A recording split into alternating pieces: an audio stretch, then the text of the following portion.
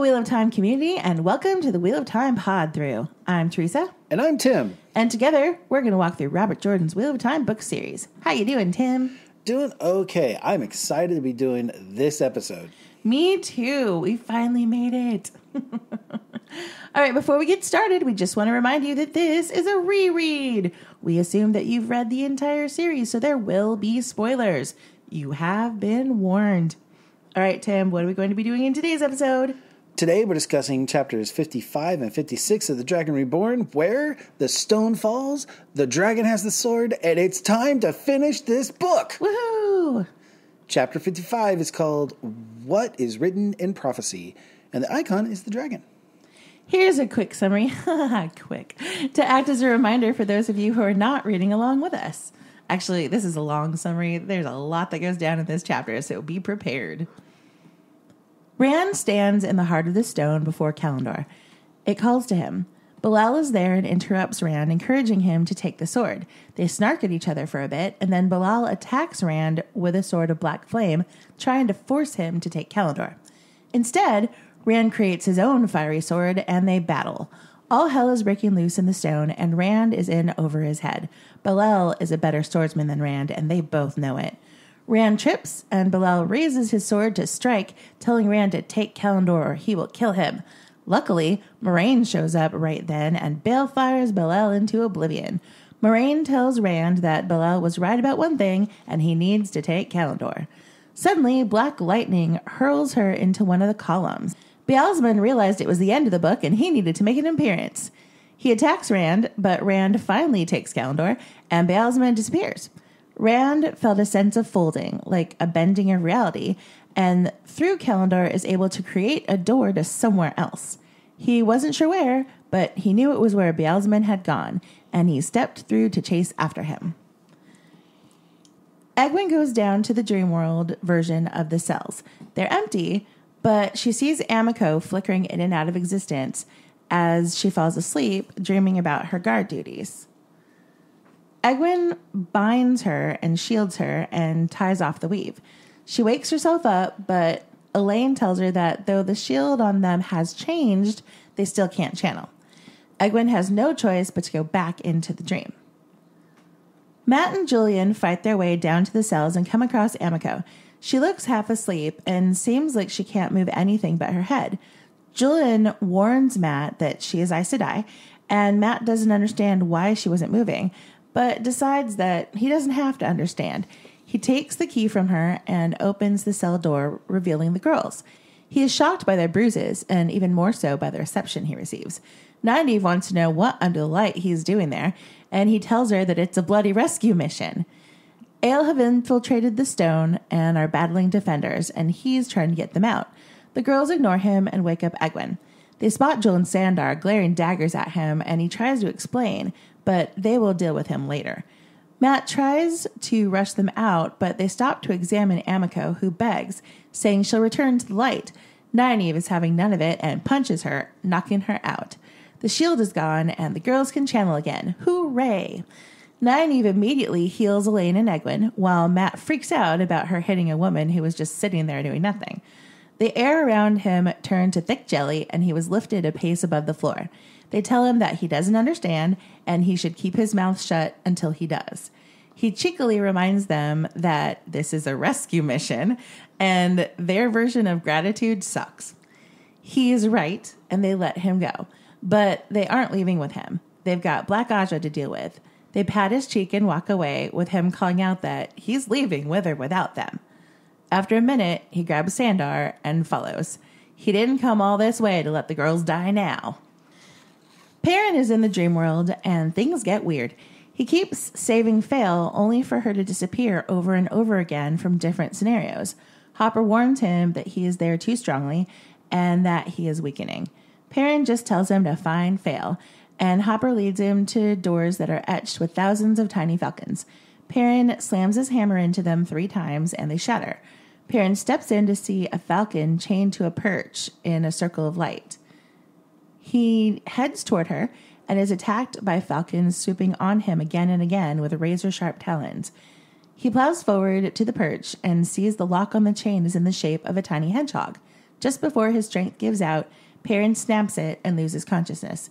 He wakes up back at the inn with Fail wiping his face, the cloth soaked in blood from all the places the falcons cut into him. The wooden hedgehog was broken in half. As Fail tends to his wounds, Perrin calls her his falcon. Rand is in the dream world version of the stone. Baalzamon sends balefire at him, and Rand slices the weave with Kalendor. Baalzamon keeps sending attacks at Rand as he leads him through the stone, but Rand manages to channel without knowing what he's doing and somehow blocks them all. With Kalendor, he could do anything. Also, it helps to be the main character. After a long chase that resembled a magical obstacle course, Rand catches up with Baalzamon at the heart of the stone. Black lines like steel wires seem to run off from Baalzamon into the darkness. He calls out for aid, and some of the darkness shrouding him drifted into his hands, formed into a ball so black it seemed to soak up even the light of Kalendor. Rand cuts the black wires coming off of Baalzamon and stabs him in the chest with Kalendor. Suddenly, Rand is back in the real stone, with the battle raging all around him. The body of a middle-aged man lay at his feet, tendrils of smoke curling up from the pits where his eyes and mouth should be. Rand is positive that he has beaten the Dark One this time, which means he is the dragon after all. He raises Kalendor over his head, lightning crackling from the blade, and shouts for everyone to stop. He declares himself as Rand al'Thor, the Dragon Reborn. The fighting stops, and the men around him kneel, crying out that the dragon has been reborn. This is the first time the dragon icon appears at the start of a chapter. I think, is that right? I think so. Okay, that's kind of cool, because we're going to see this happening a lot more. Yeah, yay for a new icon. We are back with Rand at the top of this chapter. I don't want to sound like a broken record, but I really like Jordan's action scenes. The suspense as Rand walks into the room and sees Kalendor, the thing that we have been building up to for this whole book, and the knowledge that we're about to get the final confirmation that Rand is or is not the true Dragon Reborn. It just makes me excited to know that we're about to see more big stuff go down. What resonates most with me is that Rand does not have an easy time fighting Belial. Like, it would be really easy for Jordan to have Rand magically get better in his time off screen that we don't see him. After all, we've seen him fight Ishii a couple times now. He bested Turok with the sword, and we don't know what powers he may or may not have been practicing while he was off screen for most of this book. So his return to the screen could have been superpowered. Instead, we get a Rand who's just as human and fallible as when he left us in the mountains at the beginning of the book. As he faces off with Belial, there's a real sense of danger that Rand could possibly lose this fight. And to confirm that fact, Maureen actually kills Belial, not Rand. Rand may be the Dragon Reborn, but he still has a way to go before he becomes the one capable of saving the world from the Dark One. I just really love these kind of fight scenes. So can we just talk about how Belial is an idiot? Yes, Like, yes. Rand was right there in front of the sword. Yeah. If Belial had just waited a few minutes, then Rand would have grabbed it and he could have carried out his plan to kill Rand and steal Kalendor. Yep. There was absolutely no reason for Belial to interrupt Rand at that precise moment. Like, it didn't make any sense at all. No, it didn't. Forsaken be dumb, man. Basically. Way back in our first episode, you brought up the arrogance of the dragon as something we see play out a lot in the series. In the face-off against Belial, we get this line from Rand saying, "Do you think I will cower now for you? Grovel before Forsaken when I have denied the Dark One to his face." On the one hand, Rand has a point because he thinks he has faced much worse. But I think there is more to it than this. I think Belial has tapped into a little of Louis Theron in this conversation. I think part of what is fueling Rand's arrogance here is at least a little bit of that arrogance from the dragon bleeding through from LTT. That, and Rand is not in the best place in terms of mental health, but I just feel like there's more to it than that. What do you think? Yeah, possibly. I mean, I also kind of think Rand is just done. You know, he's been hunted through this entire book. He's been chased by dark hounds. He hasn't been sleeping. All these crazy, like, dark friends and tricks of the shadow have been, like, turning into people he knows and trying to kill him. Like, he's kind of been tortured throughout this entire book. He's pissed and he's done. So since he thinks that it's been the Dark One after him, he's wrong, but that's what he thinks. Right. He's like, Forsaken? No. I don't deal with lackeys. You know what I mean? Yeah.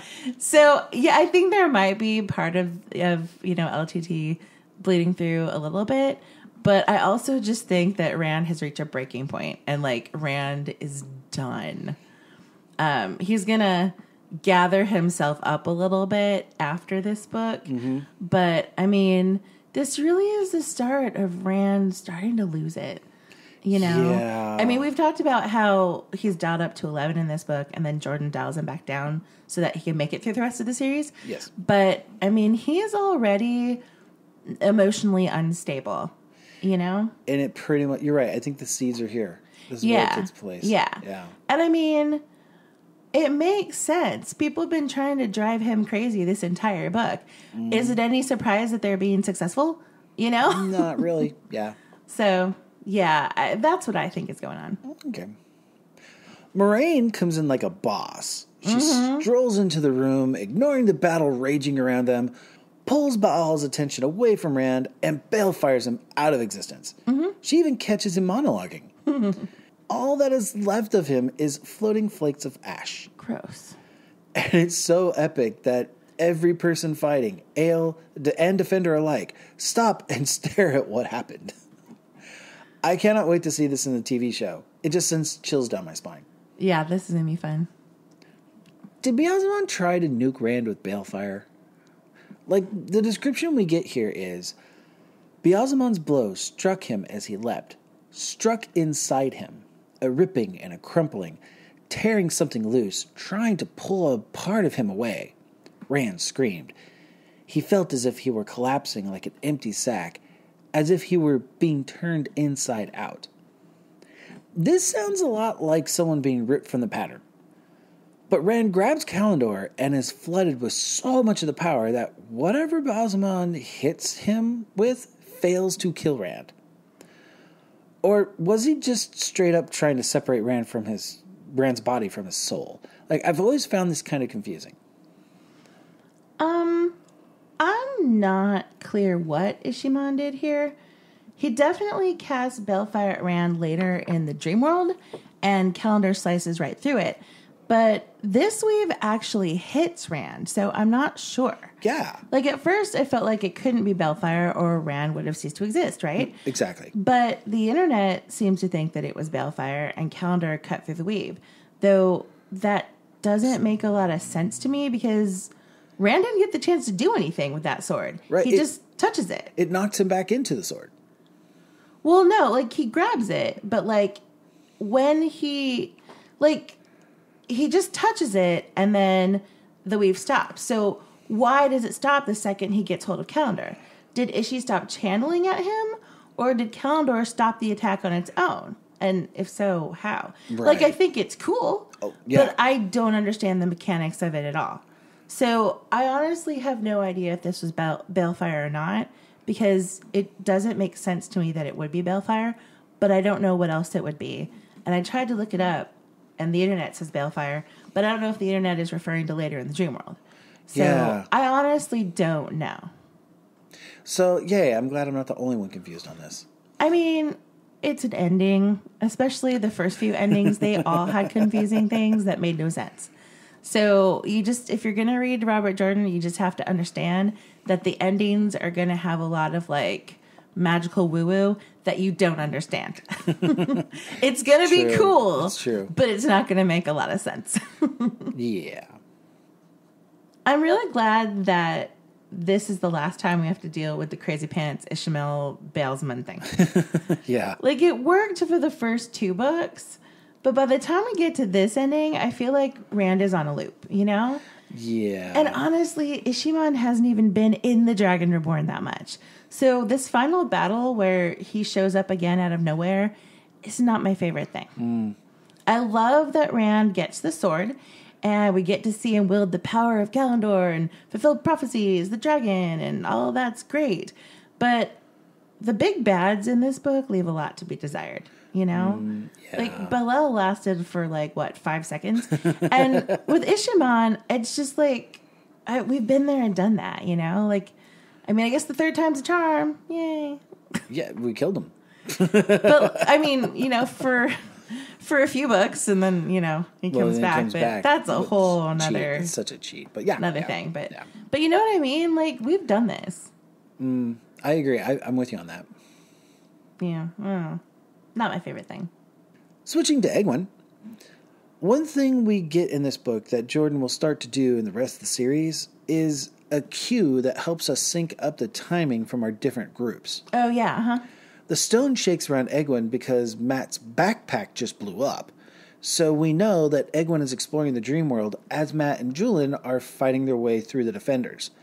We don't have to think about it. We don't have to have a weird dialogue later to help clarify things that happened. The explosion just acts as a marker and does all of this for us, which is really cool. Yeah. I've heard a lot of people say that Egwene finding Amiko in the dream world is a bit too convenient. But something hit me between the eyes this reread, and it's kind of changed my mind. Okay. In later books, the wise ones will teach Egwene about how need can be used to guide you to things in Teleran Riyadh.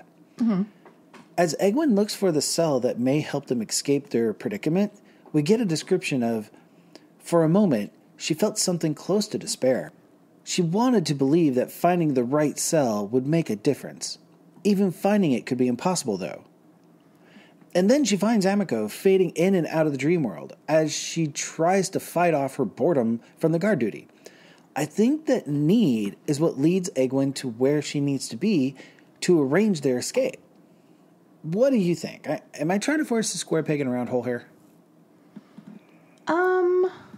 Like possibly. Her need? Okay. I don't know. I mean, it could be. I think finding the right cell could have definitely been her need, but at the same time, I mean, she knows where the cells are. Right. And unlocking the cell door in the dream world doesn't actually affect the real world. Right. So I don't know. And then, I mean, Amiko is drifting off into sleep, but she's drifting off into sleep in the same position she is in the real world. True. She's not necessarily moving. Yeah. So, I mean, maybe need does definitely play a factor in everything that Egwene is doing in the dream world, but I don't know. Okay, I might be forcing a little bit here. I'm not sure. I'm just gonna say I don't know. Maybe. I'll say maybe. Okay. So the Terrans are really into torture. Yeah. Matt walks through a room full of all kinds of tools and instruments of torture. Some he can't even guess the use of when he goes back down to the cells. And we didn't really talk about it in the last chapter, but the back way that Julian led him down was put in as a shortcut for the High Lords to get down to the cells. Yeah. It's an express lane to the prisoners. Why would they need that? We find out a lot more about the people of Tyr in the next book, but they can be pretty cruel and bloodthirsty, or at least the nobility can. Yeah. It's not the bestest place to be. When Matt encounters Amiko in the hallway and is not sure what is going on, we see him go back and forth in his head about what to do. I love the moment where he has this thought. He did not understand it, but as long as she did not try to stop him opening the door, he didn't care why she just sat there like a stuffed scarecrow. On the other hand, he wondered if there was something on the other side worth being afraid of. It makes me laugh every time I read this because there are 3 somethings on the other side of the door that many people would be very afraid of. Right? Yeah. I mean, they're no threat to Matt, but Amiko would certainly be afraid of them. Absolutely. I love that both Nynaeve and Egwene have the exact same reaction to Matt when they see him. Machin Cawthon, what under the light are you doing here? And he's like, damn it, I'm rescuing you. But as fun as this scene is, he really cares about the girls. He does. He is shocked by their bruises. And he says that if Egwene can't walk, he'll carry her on his back. He's a reluctant hero, but he's really trying here. He really is. So the moment when Julian steps into the cell and the girls see him is really well done. Jordan does not go to the place that some other stories go, where just because Julian is there to save them, all will be forgiven. Right. And he does not go to a place where Julian is made to be a villain that can't be redeemed either. Mm-hmm. Instead, we get this line where Nynaeve says, "Leandrin has vile tricks, Master Sandar. Perhaps you are not entirely to blame. We can apportion guilt later." Mm-hmm. It's a clear acknowledgement that Julian is not getting off for what happened, but they have bigger fish to fry at the moment. We can talk about how fair or unfair the girls are when we get into the next book, but in this moment, I think Jordan did a good job of keeping the tension realistic, but also balancing with the need to get out of the current predicament. Yeah, I agree. You know, I'm kind of wishing we started a counter to keep track of how many times the girls punch someone in the face. Yeah. Because Nynaeve knocks Amiko out cold. Yeah. Yeah, she's got a pretty strong right hook, I guess.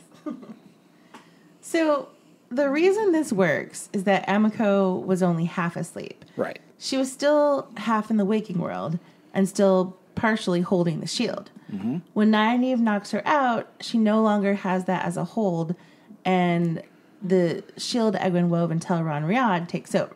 Right. Okay. I think he might have been a little bit more clear when he wrote that, but that makes sense. Yeah, it's kind of dodgy. After reading it a few times, I think it finally makes sense to me, but yeah. Yeah, I mean, I think it makes sense, but I understand why people think it's too cheap and convenient, because it doesn't... And it was also just kind of odd, she sets the shield, she comes back, she wakes herself up, and it's it's not quite nothing gone. Really helped have to do this again. They can tell something's different, but they're still shielded. Yeah. Yeah, I know that he wanted to bounce back and forth between the multiple perspectives. Yeah. And that's why. But I think from, a literary perspective, it would have made more sense if she had done it all at once. You know what I mean? Yeah, it would have. But then again, he wanted Matt to come in to save them, and they wouldn't have needed saving if Egwene had taken care of it herself. So, I don't know. I think it works. I'm not necessarily... I'm just, nitpicking. Yeah. I'm not complaining. I like it. I think it works. It's just a little odd. For me, it's one of those things that I've only started to nitpick as I read more and more and more. As I reread this particular book multiple times, it starts to come up more and more. But I know that the first time I went through this, I didn't really bat an eye at it. No, I agree. It totally works for me, except since we're picking things apart for the podcast. Yeah. I'm like, well, this is different. That was a choice. Just reading it normally, it totally works for me. When it comes to expectation subversion, I think Jordan did a good job with this whole chapter. But especially the part where, after being rescued by Matt, the girls go off to get revenge. Mm-hmm. In typical fantasy stories, Matt would have led the girls to safety. Then he would go off to punish those who imprisoned the girls himself. Fat chance of that happening with Nynaeve and Egwene. Right. Instead, once the girls are free, they are off to get their vengeance right here and now. And it leaves Matt in a state of confusion, but still resolved to make sure the three of them get out alive. Especially back in the 90s when this first came out, this was pretty groundbreaking. Groundbreaking, but rude. Yeah. Because of the way Jordan wrote Matt's character, this whole rescue scene comes off as farce. Unfortunately. Matt's upset, but he grouses and complains about everything, so it's not that serious. I think the whole thing is pretty funny, but I'm glad that we eventually come back to this and the girls get called out for how terribly they treated Matt here. Yeah, they do. They may not have needed as much rescuing as Matt thought they would, but he did get them out of the cell and able to knock Amiko out. So a thank you would have been nice. Yeah. Yeah. Switching to Perrin, we get the briefest mention of him seeing Rand. So now we know that Rand is in Teleron Riad chasing after Balsman. Yep. Rand seems to go in and out of the dream world in these final battle scenes, so it's helpful to get mentions like this so that we can keep track of what's happening. Yeah, and it ties us back again, syncing up the clock for Perrin, too. How far along is Perrin compared to everybody else? Yeah. Yeah. I feel like there's a bit of allegory here that Jordan is trying to make about Perrin and Fail. I get the image of the falcons all over the place in the dream world as he tries to save Fail. In case anyone forgot, Fail is the word for falcon in the old tongue. But the only kind of interpretations I come up with for the images are all really bad in terms of how much he is fighting who she is to find and free her from her captivity. Do you think Jordan was trying to be symbolic here, or was he just trying to write something cool in the dream world? Or maybe I just don't like the Perrin Fail origin story, so I don't like what the symbolism could mean. When you talk about symbolism, like, what do you mean? Like, what the falcon symbolizes? Yeah, like the falcon symbolizes Fail, but he's constantly having to, like, fight off falcons in order to save her. So it's like he's fighting manifestations of her. And she is cutting into him and going through all of this to save her life. Interesting. I guess I hadn't thought about it like that. But... And, like, the flip side of it is she, the falcon, is fighting him off the whole time. And doesn't want to be saved. So, like, there's a lot of imagery going on here that I think could be read into this, but I don't know if that's... And that's where I'm coming back to. Maybe Jordan just thought this was something really cool to kind of play out as like a fun scene in the dream world without intending any symbology in there. But like, I'm just, you know, my background going through, you know, Old Testament stuff and things like that through school. Like, I look at these metaphors and like words mean something and dreams mean something and images mean something. So I just don't like what I see here in terms of imaging. So am I, again, going someplace weird with this? I don't know. I don't think that Jordan intended for it to mean anything like that. Okay. But I actually think that's a really cool meaning or a really cool interpretation. Like, you're right. Like, it does sort of, it begs a question. Have sort of a troubling thing that he's fighting off falcons while trying to rescue a falcon. Like, yeah, like, I see what you're saying, and it actually makes a lot of sense. I do not think that's what Jordan intended, but that's actually a really interesting way to look at it. Do you know what falcons symbolize as far as this world is concerned? I do not know. Okay. Like in terms of like the Wheel of Time, I don't know. Falcons, like birds of prey, are generally wisdom in various different traditions. So I don't know if that carries over into this world, but yeah. Interesting. Yeah. I had not made that connection or thought about it in those terms, but now that you bring it up, I think that's really, really interesting. But as far as, do I think Jordan meant it that way? I don't think so. Yeah, I wouldn't think he, so. I mean, especially since he, like, carried this love story throughout the rest of the series. No, I don't think that's what he meant. But it is interesting that that's what he wrote. Yeah. Because you definitely can look at it that way. Like, there's legitimacy to that interpretation. So, yeah, that's really interesting. So when Hopper says, "You are here too strongly, young bull. The flesh weakens," he was not messing around. Perrin comes out of the dream world torn up by the talons from the birds that he encountered. I guess, like what happens in the Matrix, your mind makes it real.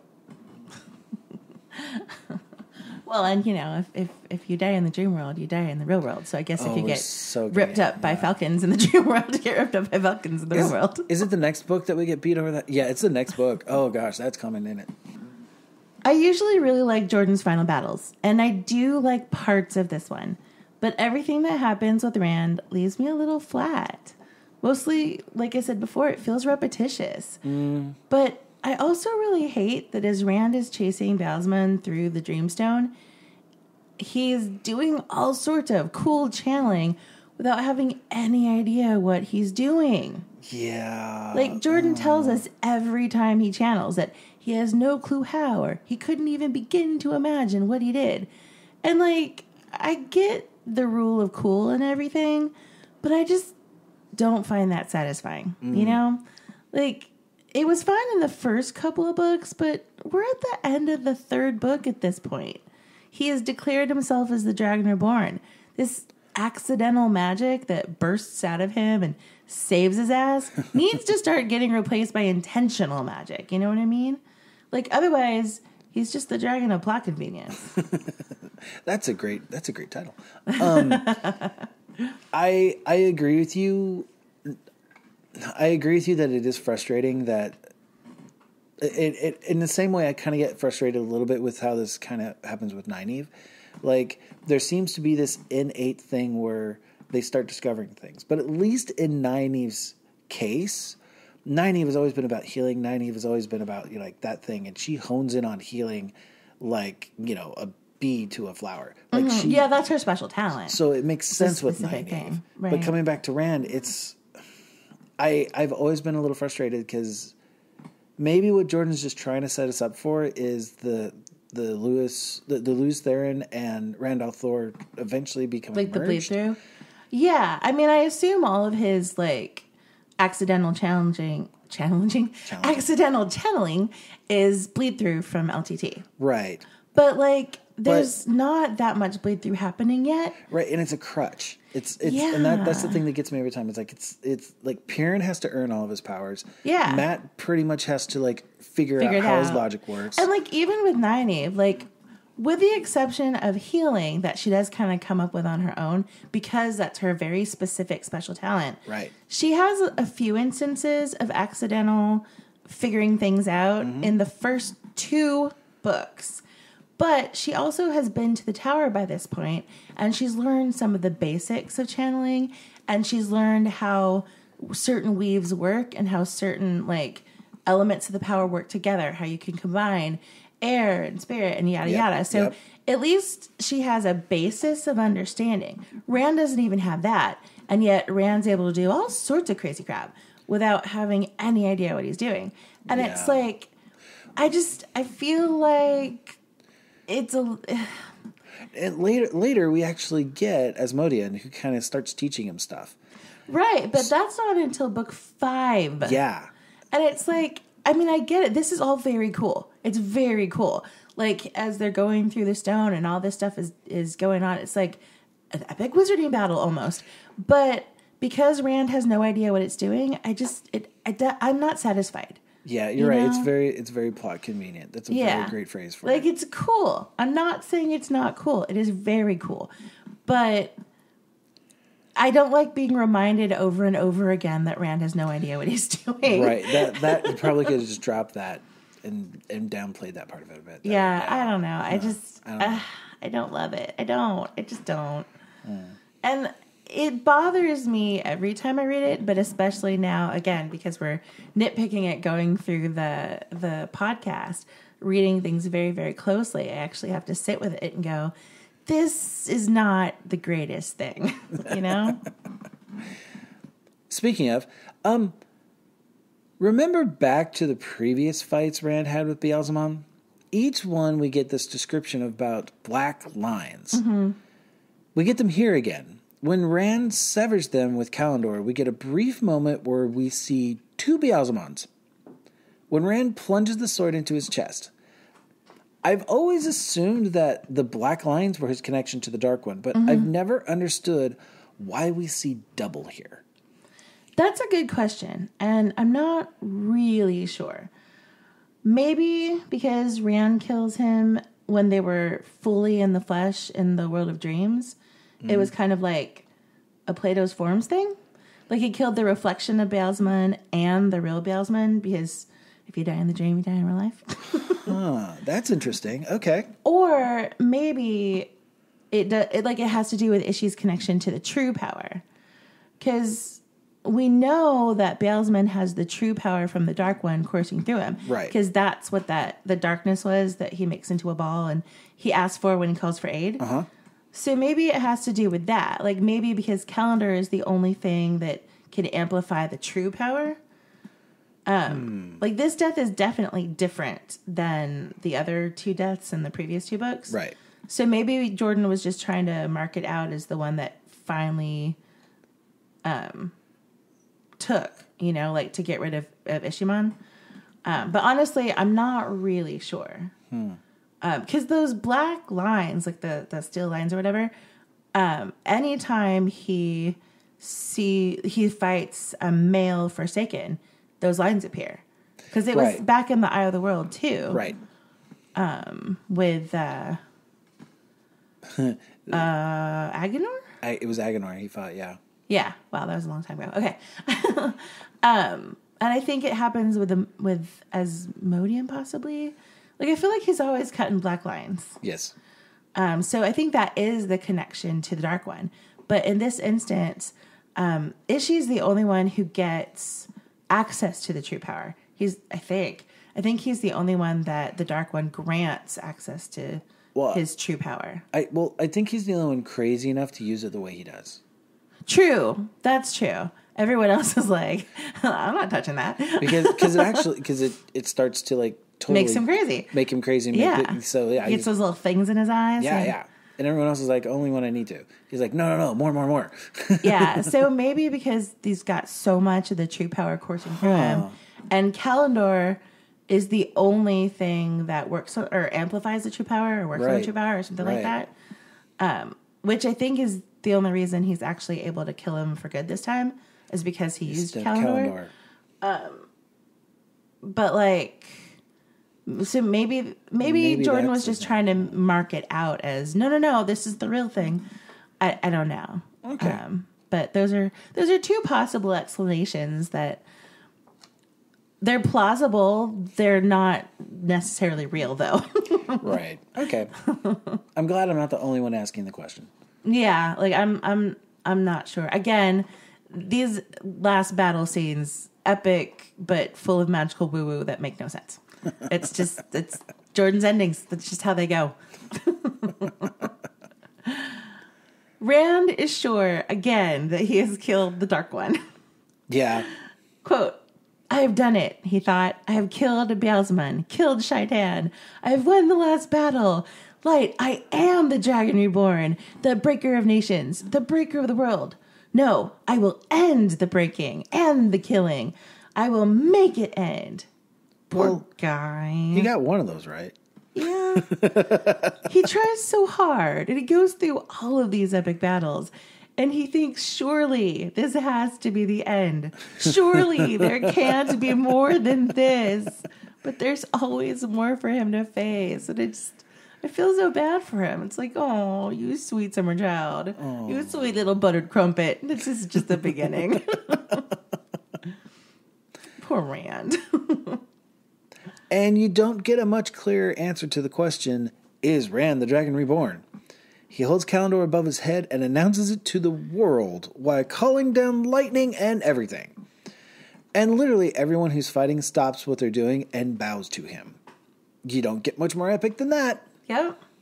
That wraps up Chapter 55. Chapter 56 is called People of the Dragon, and the icon is the wheel. When the people of Tyr wake the next day talking about the dreams they had about the dragon battling Beelzebub in the heart of the stone, they see the dragon banner flying on top the highest tower. Cries and cheers spread through the streets for Althor, the Dragon Reborn. Matt surveys the crowd, having trouble believing everything that went down the night before. But Rand had the sword, the stone had fallen, and there were ale everywhere, so maybe Rand was the bloody dragon. Ruark is in the corner of the room reading a book. Moraine and the Supergirls are deep in conversation, completely ignoring Matt. Moraine produces another of the seals of the Dark One's prison, this time still intact. Matt demands some answers, specifically asking if all of these prophecies mean that they are now the people of the dragon. Moraine isn't quite sure, but Ruark pipes up and says, we don't like to talk about it, but the Ale are the people of the dragon, so there's that. Matt's like, cool, then it doesn't matter that I blew the horn because it's all done now and Rand killed Shaitan, so I'm going to peace out. Moraine calls him a fool and explains that because there was a human body, there is no way that could have been the Dark One. They piece together it was probably Ishmael, but regardless, this skirmish was far from the last battle. They are interrupted by Berlain, first of Mayene, who has been sent to deliver a message and really resents it. Moraine asks why she agreed if she was so opposed to doing so, and Berlain responds that the woman who gave it to her was impressive. The note is from Lanfear saying, I'm still relevant and BT Dubs, Lucerne is mine. Moraine tells Matt that as the hornblower, he is crucial to the pattern, so miles to go before he sleeps. Matt says that he understands and they can count on him, all the while thinking about how soon Tom will be up and fit for travel. It was definitely time to run. It must be such a trip to go to sleep one night, dream about something that has been the subject of prophecies for thousands of years, and then wake up the next morning to see that it has all come true. Mm-hmm. And it's really kind of convenient for Rand to have a whole nation of people get front row seats to see him beat Beelzemon, and then wake up to Rand's banner over the stone. Rand is now king, and the people just accept that because they have also had that same dream. Mm-hmm. Now he just has to deal with the High Lords, who do not want to lose their power. Right. And like we talked in the last episode, how the people were primed for this because there was already a rumor of the dragon in the streets, thanks to Galal. Yep. So the people fall in line with Rand being the dragon pretty easily. Mm-hmm. Matt proves how little he knows about Ale by his surprise that Ruark even knows how to read, and his fumbling attempts to flirt with the maidens. In general, Wetlanders know nothing about Ale, and we are going to learn so much in the next book. I cannot wait until we dive into that culture. Right? It's going to be awesome. Mm-hmm. It is interesting that Nynaeve and Egwene have different reactions to finding out that Perrin has a companion who is in danger, and that Perrin could be in trouble as well. Egwene jumps all over who this companion is, while Nynaeve jumps straight to what kind of danger. Nynaeve is always looking out for her people, and I love that about her. What is odd about this whole exchange is Moraine's flippant attitude that she'll check on them when she gets around to it. Right? She left them the day before, has fought a battle, has had time to search through the storeroom of power-related objects where she found the seal. I get that she has been doing things, but she could have at least sent someone to check on Perrin and Fail back at the end. Yeah, seriously. It's like, I mean, they could be dead. Who cares? Whatever. You know? Like, wow, Moraine, damn. I totally agree she's got bigger fish to fry, but there's, like, Perrin's kind of important, too. Yeah, like, didn't she learn her lesson about, Matt and Perrin are Tavaran, and I should pay attention to them. They're important. And now she's just like, look, who knows? He could be dead. Whatever. Storeroom full of power-bound objects. I guess I'll go do that first. Yeah. It's like, send somebody to go fetch them from the inn. And while you're at it, throw in the ogre, you know? Right? Yeah. Anyway. Matt's question of, does that mean we're the people of the dragon now? Makes a lot of sense. Matt has heard Moraine talk about the prophecies. He's just witnessed the stone of Tyr fall for the first time ever. And he just saw Rand become the Dragon Reborn after killing someone masquerading as the Dark One himself. So it makes sense that Matt's world is a little upside down, and he kind of wants to know if this prophecy business is over so he can get out and be done with it all. Mm-hmm. He's going to spend the next few books trying to, quote, be done with it, but getting stuck back again and again, being drawn into it. Because at his core, Matt does not want to abandon his friends. And I'm really going to enjoy Matt's struggle we're going to run into over the next few books. Well, Matt does care about his friends, but he keeps getting sucked back in because of his Tavaran nature. True, that's true. Like, first he can't break away from Rand because Rand is so strongly Tavaran. It's like Matt can't escape his magnetic field. Yep. And then when he does get away from Rand himself, Matt can't escape the pattern manipulating circumstances around him because of his own Tavaranness. Yeah, that's true. It is fun, though. But he's still a cool guy. Oh, yeah. So way back in chapter 21, when Varen explained to Egwene about the world of dreams, she showed Egwene a snippet from an old book that talked about Ishamael and Beelzemon and a name hidden within a name. And that's what Egwene brings up when they're trying to figure out who Rand killed if it wasn't the Dark One. At the time, Varen claimed that she had studied the page for 40 years, but didn't understand it. I wonder, though, if she knew more than she was letting on. You know, like, we like to joke around that Varen always knows, But I wonder how much truth there is to that in this particular instance. Jordan was obviously giving the readers a clue about Ishimon, but was Varen also giving Egwene a clue on purpose? Or was it just her usual Varenness coming in handy? Like, what do you think? That's a good question. As a fan of Varen, I want to believe that she knows everything. I want to say, sign me up. She's planting seeds. Sign me up for this. Go ahead. Yeah, I'm totally on board. But I don't know if that's what Jordan intended. Okay. I mean, Jordan was obviously giving us a clue. Right. He's planning something for us to know later. Yeah. Informationally, but I don't know if he's trying to say that Varen knew. Right. She says that she doesn't understand it. Like, she actually tells Egwene that. But we also know that Varen can lie. Right, exactly. So I wonder, like, I really, really wonder, did she know? Was she planting seeds? How much did she actually know? Yeah, it's fun to think about. Like, now that you know, like, where Varen's loyalties lie and how things played out with her. Like, it's interesting to overanalyze everything she ever did in the entire series to figure it out. I totally believe that the brown part of who Varen is would not let that go until she figured out what it was. Oh, yeah. She would study the same paragraph for 40 years, for sure. Absolutely. No question about that. That's what browns do. Yeah. I'm really wondering how much she knew or understood, or how much she thought she understood. Like, maybe she didn't know for sure, but maybe she had an inkling. And so she was planting seeds. I don't know. I just wonder about that. We'll end the chapter with Matt saying that they can count on him to totally be there for the days to come, while thinking internally how soon Tom can be fit to travel so they can get out of Dodge. Typical Matt. Mm-hmm. And that's it for chapters 55 and 56 of The Dragon Reborn. We finished! Yay! Join us next week to wrap up Book 3 of The Wheel of Time. We'll give you our final thoughts on The Dragon Reborn and also talk about what you can expect from the next season of the Wheel of Time Pod-Thru, where we start The Shadow Rising.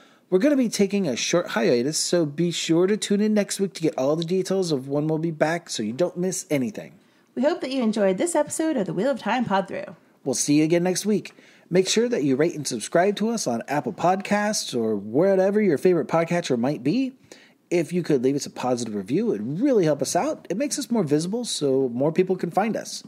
You can tweet us at WhatPodThru or email us at whatpodthru@gmail.com and tell us your thoughts on anything we covered today. That's WOTPODTHRU@gmail.com. Or find our Wheel of Time Pod-Thru channel on YouTube. Like, subscribe, ring the bell, do the things. Thanks, everybody. And we hope the wheel weaves you in our direction again soon.